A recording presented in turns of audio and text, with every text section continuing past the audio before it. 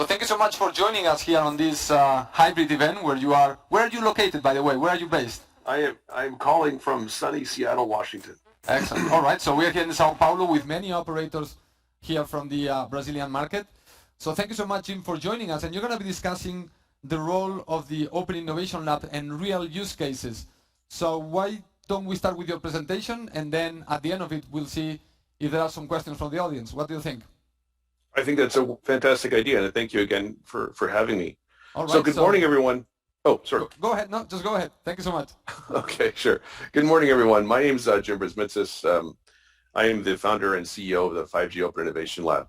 The 5G Open Innovation Lab was really started because there is a brilliant opportunity, as Gil said, around these hyper-intelligent networks to transform these networks in a way such that they really become even more valuable than they are today. And this is really in the context of what they're connecting to, and more importantly, what their capabilities are. Now, my presentation was really focused today on use cases, and so I figured rather than wait later in the presentation, I would share with you just a sampling of really interesting use cases from the teams that we've had the pleasure to work with here at the 5G Open Innovation Lab. We run a program that really explores the software side of 5G. And in context, we really focus on areas that involve quite heavily the enterprise, because we see, just like in consumer, a fairly large opportunity in the enterprise segment as well. We started building the program in 2019. We launched our first batch in 2020, and since we've had now 5 batches. We're just on the tail end of our 5th batch that started in March of this year. And this batch, like all the other batches, has been a really interesting set of companies that are of multi-stages, from early stage to companies that have raised close to $80 million of funding. And they're working on a set of use cases like the ones that you're seeing here today that are really changing the way enterprises operate, whether it's with the Colorado wildfire detection in Pano, whether it's in American Airlines using Symmetric for IoT management and cost optimization, whether it's Section running the underlying edge platform for Lumen, formerly known as CenturyLink here in Seattle, or Halo Car in T-Mobile's collaboration for autonomous vehicles. There's a lot of these new capabilities that are being tested and evolved on. My biggest question, and the reason why I wanted to start the 5G Open Innovation Lab, was how does the carriers, the CSPs of the world, play a much bigger role in this opportunity beyond just the connectivity of this all? So to take a look at that, we really need to look at what really is driving these capabilities, these new use cases. Now, there's one way to look at it, which is, hey, we're connecting these autonomous vehicles or these drones or these IoT sensors, and that's a job well done. And in many cases, it is. It's a fantastically great job.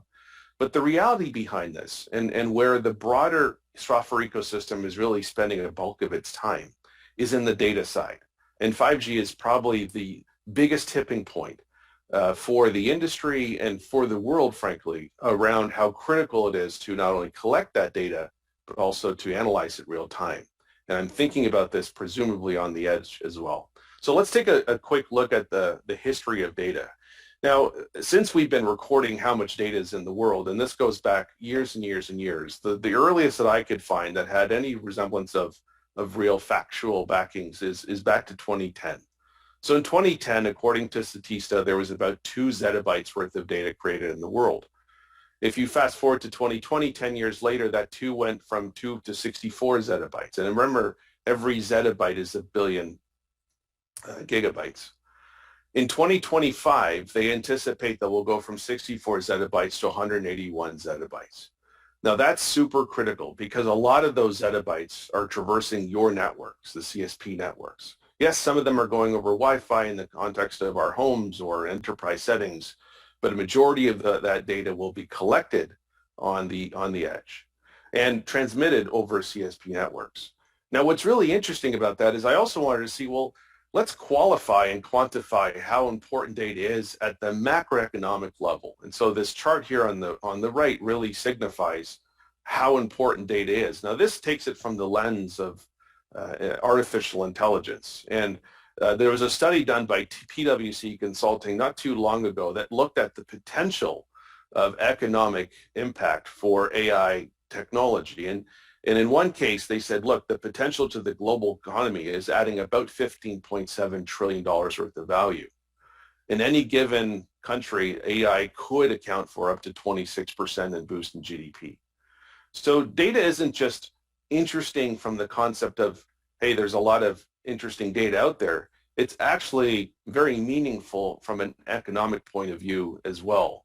And for us, that was actually quite important because a lot of the startups that we're working with today, and there's essentially two camps of teams that we work with, teams that are creating new capabilities that will be transformative to, as Gil mentioned, these hyper intelligent networks, whether it's in millimeter wave technology or distributed computing or whatnot. And then on the other side, we have a set of startups that are really building end user applications, services and solutions designed to help the enterprises as they move forward with their digital transformation journeys. And on this case alone, those companies that are focused on those digital transformation opportunities, they themselves are harvesting and using important sources of data to help these industries move forward. And I have the privilege of sharing you one of those use cases in action later in my presentation today. So data is really what's driving, if I can go back a second, a lot of these use cases that I shared earlier. It is data that's a core at a lot of these experiences being developed. And as I mentioned, I don't think of any other industry being well positioned in this world than the CSPs are. But that requires us to think differently about how not only is this data collected and transmitted over networks, but the eventual role the CSPs could potentially play, perhaps even processing some of that data on its networks as well. And that's where I got really excited about 5G. Now, the commercialization of 5G technologies as we start to roll out really is, as Gil mentioned, a fundamental shift in the way these networks are designed and operated and architected. We're moving away from more monolithic-like systems and architectures to more cloudification or cloud-like architectures. And for us, that was really exciting and opened up a door for creating this pathway into the software ecosystem. Now, when I took a look back at how important data was in the context of economic means, I also wanted to take a look at how important data has become to two major revolutions. The first was the Industrial Revolution. If you go way, way back to when we first started tracking industrial revolutions, mechanization with Industrial Revolution Industry 1.0 was really the first one back in the 1784 area. And as we go through Industry 2.0, Industry 3.0, 4.0, and eventually Industry or the fifth Industrial Revolution of Industry 5.0, more personalization. Not only has data played a very important role in each of those new revelations, it's become super critical. More so today, many enterprises are trusting their data to the cloud vendors, but more importantly, they are trusting their data to the transformation of their businesses and how they differentiate their products and services as well. Now, I wanted to parlay the Industrial Revolution to the various network generations as well, going back to 1G to where we are in 4G. And one thing that I noticed in some of my research is that as industry has been evolving and optimizing and enhancing its use of technology from these various industrial revolutions to where we are today, the cost of wireless services to the end user has been dropping precipitously. Now, there's a commoditization to connectivity that's played out, and we're seeing that commoditization actually play out in hyperscale communities as well.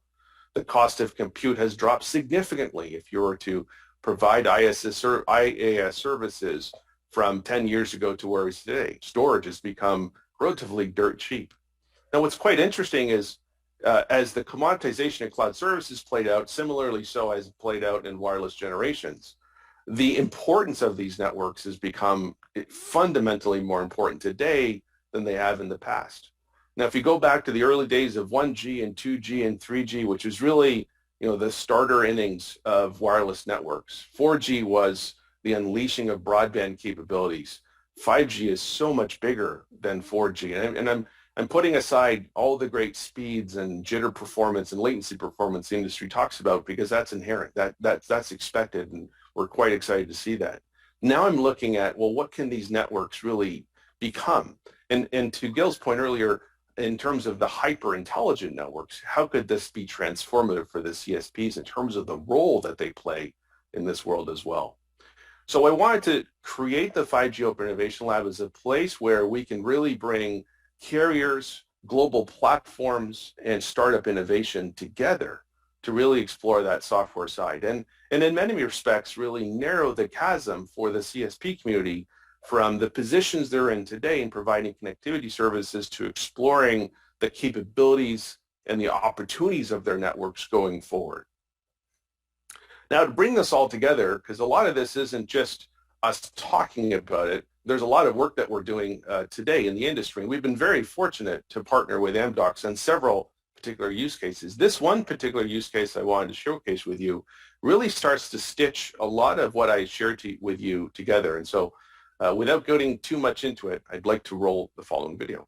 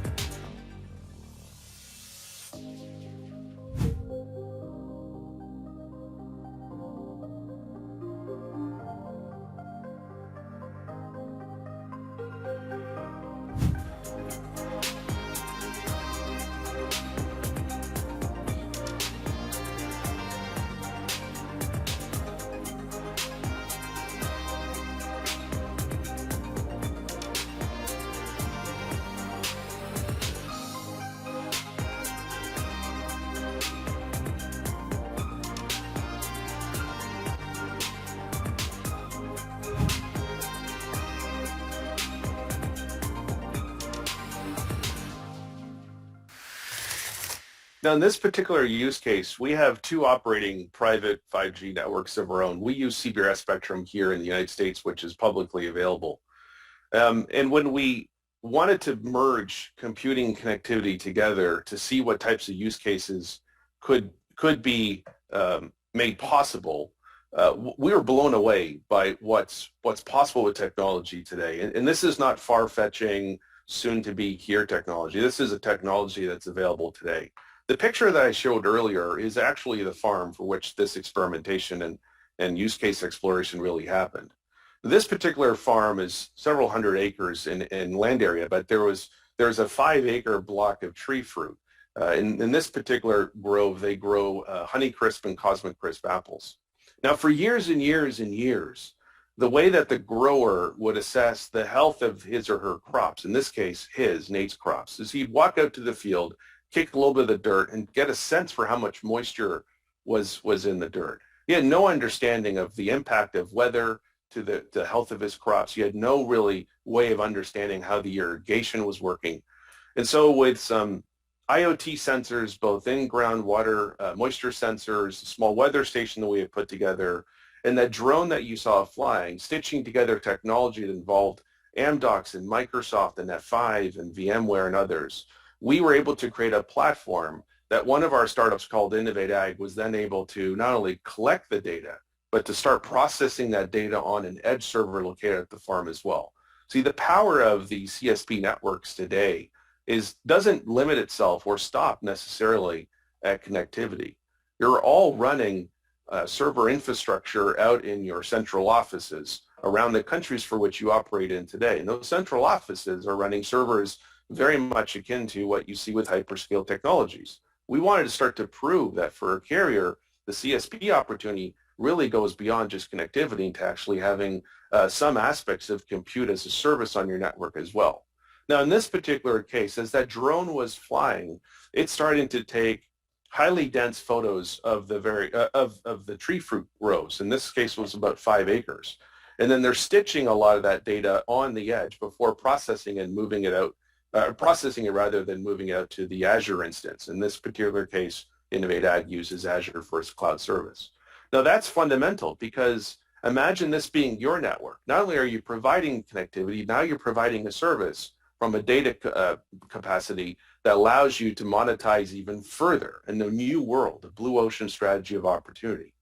And that's really interesting because in many cases, as we're seeing not just from this one drone-based use case, but this same startup has LiDAR equipment attached to machinery, and they do high precision scans of the tree fruit rows. Every 5-acre survey generates 10 terabytes of data. We're talking about rural America here, so trying to move 10 terabytes of data to a cloud instance will take forever. In this particular case, we're offloading that 10 terabytes worth of data, processing it on the edge server over this private 5G network, and then moving the process data, which is a smaller footprint, out to the Azure instance to be part of a bigger data lake that then provides the grower some real insights. Just from this use case alone, last year, Nate had his best crop outcome ever. We determined with the collection of data and layering that data on over time that he was over-irrigating his crop. We also gave him precision instructions on where to prune and how to prepare chemical usage as well. Not only did he have his best crop ever, he actually reduced his water consumption by 50% by midpoint of last year's growing season. And he reported to us near the end of the season, he estimated that he may have been able to reduce his total watering down by 75%. Now, the only thing that what helped him uncover that was access to data and making that data available in such a way that he could actually make real-time and informed insights. That's just agriculture. Imagine taking those same premises and applying them to large industries like manufacturing and transportation and healthcare and retail and others. And your networks, CSP networks, are touching all of those opportunities. So when we looked at 5G, we looked at this as an opportunity for the CSPs really to think differently and to build on what Gil had mentioned earlier. There are a number of really amazing use cases in the consumer world for monetization. But this is a breakout moment as well for the CSPs, a breakout moment that allows you to transform the value your networks create today into something so much bigger, a world that actually evolves such that you can play a pretty vital role to the software ecosystem. Now, prior to launching the 5G Open Innovation Lab, I'd spent about 20 years in the enterprise software world. I started my career at Nortel Networks in Toronto, where I'm from. I moved over to PeopleSoft, which got acquired by Oracle, was there for several years. And then Microsoft recruited me way out of the Bay Area, and my wife and I moved up to Seattle, where we've been ever since. And I was at Microsoft for about 14 years.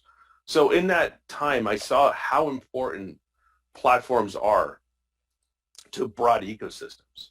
Windows without applications is not a viable operating system. We saw this play out with Windows Phone. I was a big fan of Windows Phone, but we could never really get a majority of the software developers to create a viable app ecosystem to make that operating system a mainstay in the world. Unfortunately, it flattered. And if you look back to the early days of Apple before the iPhone, while the Mac was a great personal computer, it really didn't have the mind share nor the market share that Windows enjoyed, primarily because it didn't have a vibrant app ecosystem.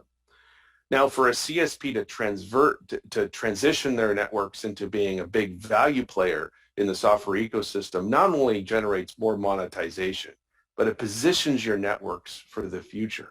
As these software ecosystems continue to evolve and continue creating value, you pull your networks through. So from my standpoint, we have a term inside the 5G Open Innovation Lab, which is really about encouraging this transition from being an over-the-top network provider to a network provider that provides on-the-network services. And not only are we exploring that, but we're constantly looking at how CSPs can make that chasm jump into a world that really transforms the values that their networks can develop. That use case that I shared earlier, that was orchestrated by Amdocs is just one sampling of many other use cases that we're exploring with our teams. As I mentioned before, applications are really what drive value. Your mobile devices without any applications on them today are fairly useless. They're great for making phone calls, maybe taking pictures, but in terms of staying in touch on social networks or ordering your food orders or ordering an Uber or such, they're frankly useless if you don't have those capabilities. You are all sitting on a very important platform that's not limited to just the connectivity. The move to 5G and the cloudification of your networks actually allows you to play a much, much bigger role in the app ecosystem. We created the lab environment as a way to really explore that. And then secondly, and thirdly, I do believe that there's a significant role that the enterprise customer is going to play in this journey longer term. Now, if you look at all of the CSP's revenue combined, according to Statista that I looked at last year, that was about $1.2 trillion worth of revenue across all CSPs worldwide. Gartner reports that in 2022, enterprise spending on IT alone will be $3.4 trillion. So the enterprise has significantly deep pockets. They also have significantly deep problems. A lot of those problems are going to be solved by and enabled by important networks that are being built. So from our standpoint, the enterprise is really an interesting and very compelling segment for 5G. And it could start with simple things like private 5G environments and evolve into something much more complex. But the enterprise, we believe, is going to be one of those areas that's going to generate a ton of new opportunity and certainly has the financial means to make that opportunity real. They're deep, deep spenders. And so with that, thank you all for allowing me to present today and to be part of today's event. I certainly enjoyed it. And I'll transition now into Q&A. Excellent, Jim. Thank you so much for this presentation. And I'm going to see if anybody from the audience have any questions for you. All right, so there are no questions here, and I'm looking at the chat. And before I ask you one question, Jim, just let me address something on the chat that has been happening. Just for those of you who are in the chat, remember that there is a bit of a delay between what's happening here in real time and what you're seeing on the screen. So if you have a question, try to ask the question as soon as you have it. If you wait until the Q&A, we might miss it just because of the delay. And once we see it, it's over. Also, Jim, I'm going to invite you to stay, once we finish this short Q&A, to stay on the chat. If you don't have the link, I'll ask my team to send you the link so you can actually engage yourself with the chat and respond to questions. Is that okay? Absolutely. Perfect. I have one question for you, seeing that there are no questions here. You mentioned something on the presentation that I think it's crucial of data and the importance of data. But like 10, 12 years ago, the CTO or CEO of Sprint in the US, an operator that no longer exists, said that data was the future of the telecommunications industry because some of the OTTs were making money out of data, and the operators were the organizations with more data, but they were selling voice and SMS, like saying we're doing something wrong because we are not monetizing our data. 2022, 12 years later, after I read this quote from the not monetizing data, as far as I know, or as much as we should, or even the fact that we have all this data. So I don't know if you can give us a perspective on what's happening. Why do we have still this data? Why we talk about big data all the time, but the operators are not able, or it seems they are not able yet, to fully grasp the monetization scheme from that data? I think the direct answer is change is hard, right? If you're accustomed to selling a particular service and been doing it for generations, doing something different that could compromise your main business is just hard. And I had the fortune of watching Microsoft transition itself from being a perpetual software license model to taking those same products and creating services out of them. Windows Server became Azure. Office 365, or now Microsoft 365, was really Exchange and SharePoint Server, now hosted as multi-tenant services. And so change is hard. Now, there's not only just the data that the CSP networks themselves own and operate, but every IoT sensor, every automation, every machine out there that's autonomous or drones, what purposes do they serve? Well, in addition to the function of why they're designed, they're essentially there to data. And that data is going over the top of networks. Now, there's some simple, in my mind, there's some simple things that carriers could step into that helps to actually process a lot of that data at the source. Because remember, it's your connectivity that's driving that data. And so to answer your question, there's essentially two worlds. The direct world is you have to kind of step out of your business model and start exploring what else is out there, because your networks, as expensive as they've been to build, are really sitting on the forefront of where that data is being created, collected, and transmitted. And if there's a set of services beyond the connectivity that allows you to process that data real time, there's a vast market out there of enterprises and in some cases consumers with certain use cases that are actually quite interested in that. Excellent. That's essentially what the hyperscaler market is about as well. All right, thank you, Jim. Actually, let me just remind the audience that based on your video, there is a demo here on a VR demo. Absolutely. Behind you guys, so if you want to check it out once we finish the event, you can just go behind your desks here. There is one desk with the Oculus glasses where you can see that demo. That is related to the video that Jim showed